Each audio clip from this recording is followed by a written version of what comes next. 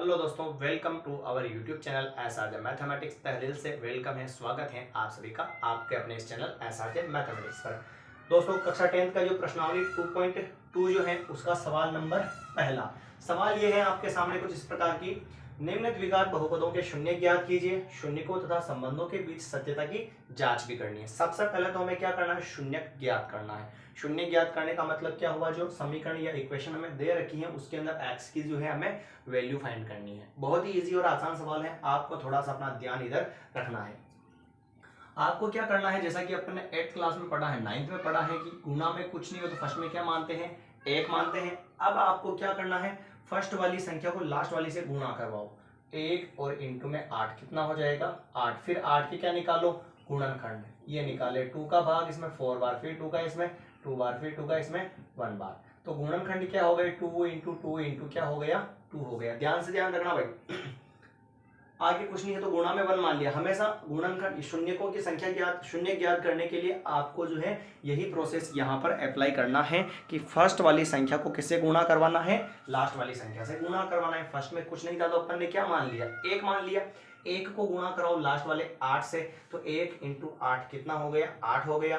8 के वापस क्या निकालने हैं आपको, गुणनखंड निकालने हैं। ठीक है ना, घबराने की जरूरत नहीं है। एक सवाल समझो, दूसरा सवाल समझो, दूसरे सवाल के बाद जो है आपको 100% जो है ये सवाल बिल्कुल एकदम क्लियर आ जाएगा। अगर पहली बार पढ़ रहे हो इस टाइप का सवाल तो आपको थोड़ा तो समझने में दिक्कत आएगी। डायरेक्ट कोई चीज समझ में नहीं आती है, थोड़े से तो ध्यान भी आकर्षित करना पड़ता है, ध्यान रखना पड़ता है, उसके बाद में उसका रिवीजन भी करना पड़ता है। आगे देखते हैं। अब जो गुणनखंड आए ना 2 2 2, इनको ऐसे जमाओ दो संख्याओं के रूप में कि क्या आ जाए, जोड़ो या घटाओ तो बीच वाली संख्या आ जानी चाहिए। तो क्या करें, इन दोनों को ले लेते हैं अपन साथ में और इसको क्या ले लेते हो अलग। जोड़ा बनाने का मतलब समझते हो, दो जोड़े बनाने, दो मतलब दो संख्याएं साथ लेनी है ना। तो दो संख्याएं, ये तो कितनी संख्याएं हैं, 3 संख्याएं हैं, हमें 2 के रूप में ही बनानी है। तो 2 को ले लेते हैं साथ में और इसको ले लेते हैं अलग। तो गुणा करवाना पड़ेगा, 2 इंटू 2 कितना हो जाएगा, 4। और इधर क्या बच गया, 2। आ गया समझ में, 2 इंटू 2 4 हो गया और ये क्या आ गया, 2। अब या तो जोड़ने पर बीच वाली संख्या आनी चाहिए और या फिर घटाने पर। ठीक है ना, तो मुझे ये बताओ, दोनों को अगर मैं जोड़ूंगा तो 4 और 2 कितना होगा, 6 होगा। क्या यहाँ पर 6 आ रहा है, क्या नहीं आ रहा ना, तो फिर घटाओ। तो मुझे ये बताओ, अगर 4 में से मैं 2 घटाऊंगा तो कितना आएगा, 2 आएगा या नहीं आएगा। 4 में से 2 घटाऊंगा, इसका मतलब इसको तो लेना है प्लस का और इसको लेना है माइनस का। अगर तो 4 में से 2 घटाऊंगा तो 2, पर बड़ी संख्या 4 है और 4 के पहले क्या है, प्लस। तो यहाँ पर आंसर किस में आएगा, प्लस में आएगा। और हमें क्या प्लस में आंसर चाहिए, क्या नहीं चाहिए, हमें किस में चाहिए, माइनस में।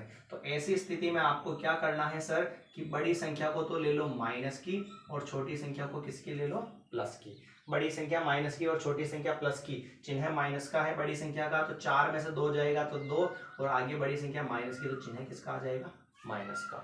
ठीक है, अगर आपने नॉर्मली इस टाइप का सवाल पहले पढ़ रखा है तो आपको फटाफट से समझ में आ जाएगा। और अगर पहली बार पढ़ रहे हैं तो थोड़ा सा शांति बनाए रखें और पूरे सवाल को एक बार पूरा समझे और अगले सवाल को भी समझे, और 2 सवाल के बाद जो है आपको बिल्कुल दिमाग में फिट हो जाएगा।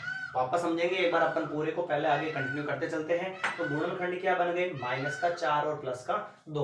फर्स्ट वाली संख्या को वैसा का वैसा ही लिखना, आपको 1 नहीं लिखना है ना, x की पावर 2।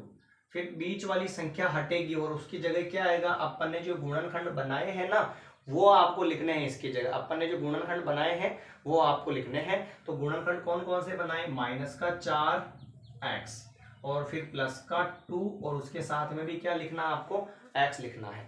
फर्स्ट वाली संख्या यूं की यूं ही लिखनी है और लास्ट वाली यूं की यूं ही लिखनी है। बीच वाली जो संख्या हटेगी और उसकी जगह अपन ने जो गुणनखंड बनाए हैं वो गुणनखंड यहाँ पर आएंगे।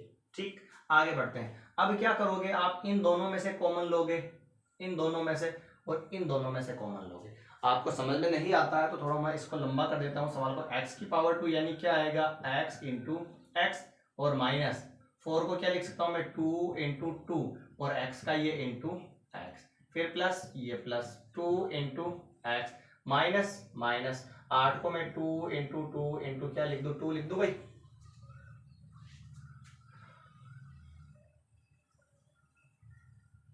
हाँ जी, ये 8 को लिख दिया। मैंने क्या बताया, पहली दो संख्याओं में से कॉमन लोगे और लास्ट की दो संख्याओं में से कॉमन लोगे। कॉमन लेने का मतलब जो दोनों में सेम सेम होती है सब, उसको अपन बाहर खींच लेते हैं। तो अभी खींच लेते हैं x और x, दोनों में है x ले लिया बाहर, जो बचा उसको लिखो। x बाहर निकल गया तो क्या बचा, ओनली x बचा, माइनस ये माइनस x बाहर निकल गया तो 2 × 2 कितना बचा, पहले लिख दूं ऐसे इसको, चलो। और फिर दोनों में क्या सेम है, 2 और 2 सेम है, 2 एक बार, आगे क्या लगाओगे, कुछ नहीं है तो प्लस मानना पड़ेगा। 2 ले लिया बाहर तो क्या बचा, x बचा, और माइनस 1 2 बाहर निकल गया, कितने बच गए, 2 × 2 बच गए। जरा ध्यान से है ना, फैक्टर के रूप में लिख दिया, जो सेम मिला उसको एक बार बाहर लिखना है, जो बच रहे उसको वैसा का वैसा ही लिख दिया। अब आगे सोल्व करते हैं इसको, तो देखना x और कोष्टक x माइनस माइनस 2 × 2 कितना हो जाएगा 4, और प्लस 2, और इसको लिख दूं x माइनस 2 × 2 कितना हो जाएगा 4। ऐसा करो, इसके बराबर में क्या लिख दो, 0 लिख दो, क्योंकि हम क्या निकाल रहे हैं, शून्यक निकाल रहे हैं। शून्यक निकालने के लिए जो भी इक्वेशन दे रखी होती है उसके बराबर में क्या मानना है, हमें 0 मानना है। ये हो गया 0, बाकी कोई दिक्कत नहीं है। इधर बराबर नहीं लगाया और इधर बराबर लगाकर क्या कर दिया अपन ने, 0 कर लिया। अब आगे बात करते हैं, कोष्टक वाली जो संख्या है सर, वो आपके सेम मिलनी चाहिए। अगर सेम नहीं मिलती है ना तो कहीं ना कहीं आपकी ही गलती है, ठीक है ना, सवाल की गलती नहीं है। ये दोनों सेम मिल चुके हैं, तो जो सेम मिल रहा ना उसको एक बार लिखो, बाहर कॉमन ले लो, यानी कि यूं समझो कि अपन ने वापस कॉमन लिया। जो सेम मिल रहा है उसको अपन ने एक बार वापस कॉमन ले लिया, तो x माइनस 4 कॉमन लिया तो बचा कितना, x बचा, आगे क्या है प्लस, फिर क्या है 2, और ये बाहर ले ही लिया तो ये कोष्टक बंद और बराबर में क्या आ गया, 0 आ गया। Is that clear? या फिर जो सेम सेम है उसको एक बार लिखो और जो बाहर है उसको भी कितनी बार लिख दो, एक बार लिख दो। यहां तक तो आ जाना चाहिए आपको समझ में। फिर अभी तो सवाल हुआ नहीं है, अभी तो आधा भी नहीं हुआ है ये सवाल। अभी तो x के अपन ने x के जो है x वाली जो इक्वेशन थी ना उसके जो है गुणनखंड अपन ने यहाँ पर फाइंड कर लिए हैं। अब इसको थोड़ा सा मॉडिफाई करना पड़ेगा। 2 केस बनेंगे, देखना। केस फर्स्ट, इसका x माइनस 4 को किसके बराबर रखना पड़ेगा, 0 के बराबर। तो x 0 माइनस का 4 उधर जाएगा, प्लस का हो जाएगा, तो x इक्वल टू कितना हो जाएगा, 4 हो जाएगा। ये पहला शून्य का है अभी। अब आगे बढ़ते हैं, यहीं पर लिख दूं केस सेकंड, तो मैं ना जगह थोड़ी सी कम है, तो केस सेकंड इसका बनेगा, सेकंड वाली संख्या का, x प्लस 2 इक्वल टू 0। तो x इक्वल टू 0 और प्लस का 2 उधर जाएगा तो माइनस का, तो x इक्वल टू कितना हो गया, -2 हो गया। आया समझ में? एक जो x का मान आया उसको मान लो अल्फा, और एक जो x का मान आया उसको क्या मान लो, बीटा। यानी पहला शून्यक तो है अल्फा और दूसरा शून्यक क्या है, बीटा। चलिए आगे बढ़ते हैं। अब करनी है हमें शून्यकों की जांच। शून्यकों की जांच करने के लिए एक बार तो पहला जो अल्फा माना और दूसरा क्या मान लिया, बीटा मान लिया। आप इसको अल्फा मान सकते हो, इसको भी बीटा मान सकते हो, कहीं कोई प्रॉब्लम वाली चीज यहाँ पर नहीं होगी, ठीक है। आगे बढ़ते हैं। अब शून्यकों का क्या निकालना है हमें, योगफल। शून्यक मैंने क्या माने अभी, अल्फा और बीटा। अब और योग का मतलब क्या होता है, जोड़ होती है, तो मैंने बीच में क्या लगा दिया, प्लस लगा दिया। लीजिए आगे बढ़ते हैं। तो योग दोनों को क्या करना है, जोड़ना है। तो अल्फा का मान तो कितना है, 4 है, और फिर प्लस, और बीटा का मान कितना है, -2। दोनों को मैंने क्या कर दिया, वैल्यू रख के प्लस में कर दिया यहाँ पर, ठीक। आगे बढ़ते हैं। Alpha plus beta equal to 4, plus into minus क्या होगा, माइनस, और ये 2। तो अल्फा प्लस बीटा की जो वैल्यू है वो कितनी हो जाएगी, 4 में से 2 जाएगा, कितना आ गया, 2 आ गया। आया समझ में? थोड़ा सा ध्यान रखना, ये योग था। अब क्या निकालना पड़ेगा, अल्फा इंटू बीटा, यानी कि अल्फा और बीटा का क्या, गुणा।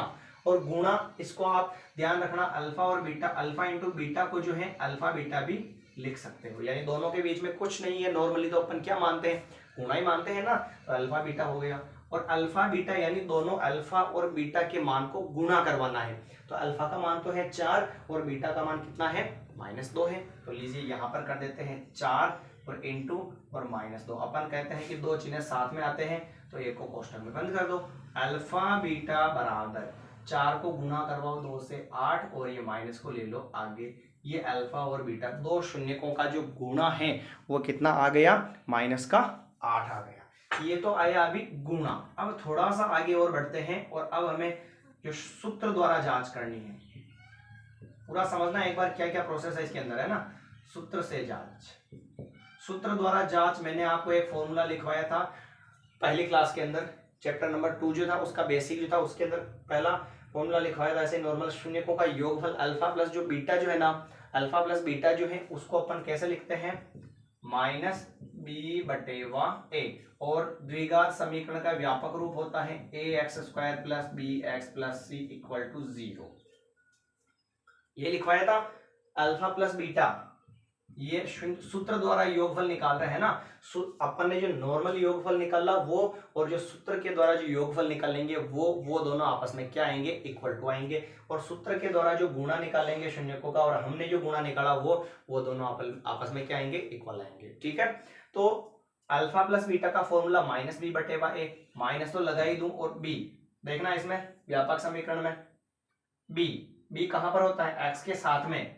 यहां पर देखो x के साथ में कितना है 2, और वो भी किसका, माइनस का, तो माइनस और ये 2, दो माइनस हो गए, एक माइनस तो फॉर्मूले का और एक माइनस किसका है, b के मान का। ध्यान से समझियो, बटेवा में a कहां पर होता है, एक्स स्क्वायर के साथ में।